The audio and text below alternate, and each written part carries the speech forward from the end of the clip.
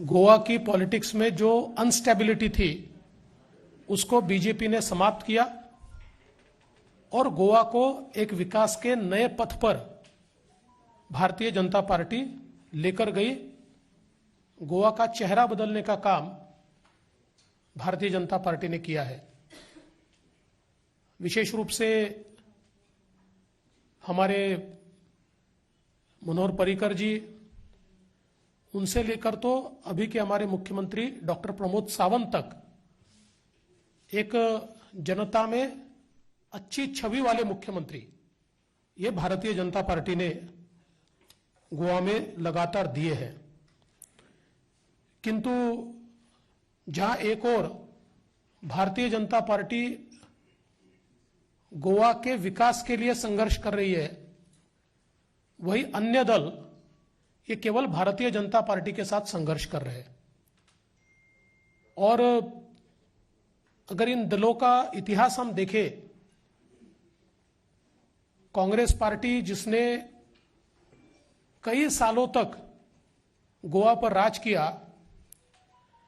आज भी उनका जो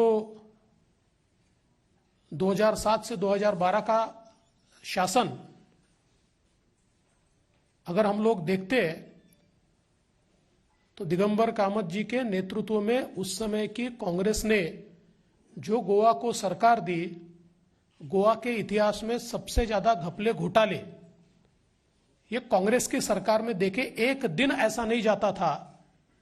कि जिस दिन गोवा में कोई मेजर स्कैम नहीं होता था। और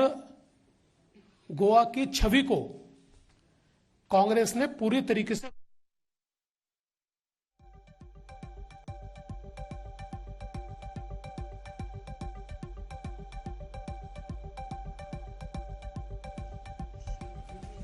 भाई हमारी आवाज कौन बंद कर सकता है यार।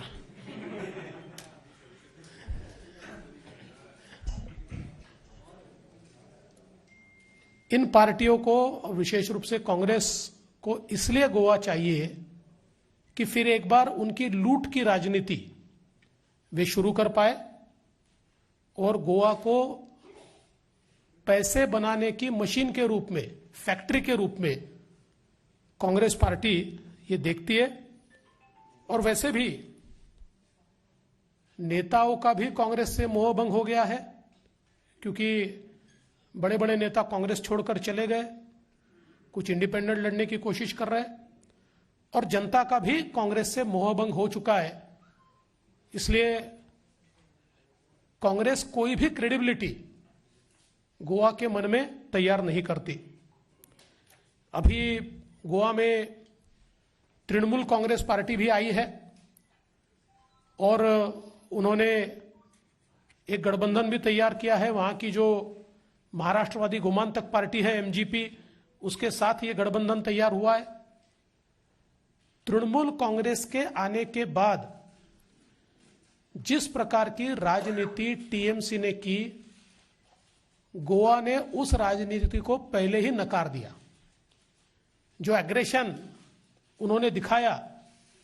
और जिस प्रकार से तृणमूल कांग्रेस ये सूटकेस लेकर आई और सूटकेस के भरोसे पार्टी के एक्सपांशन का उन्होंने प्रयास किया, मानो गोवा एक मार्केट हो और वहां के नेता ये मार्केट में फॉर सेल हो। इस प्रकार का भाव जो तृणमूल कांग्रेस का दिखा और फिर कांग्रेस के कई नेता, अलग अलग नेताओं को जिस प्रकार से उन्होंने लिया, और वहां की बातें अगर सुनी जाए तो लोग तो कहते खरीदा,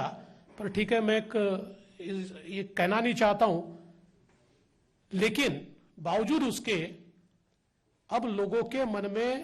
तृणमूल कांग्रेस कोई भी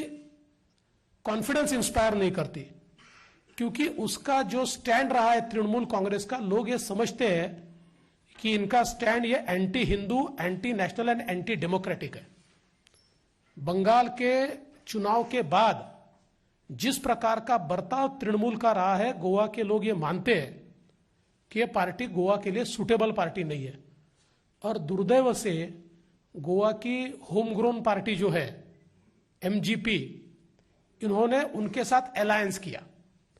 और इस अलायंस के कारण एमजीपी के केडर में इतना असंतोष है कि उनके जो नेता चुनाव लड़ने वाले थे, ऐसे कई नेताओं ने मना कर दिया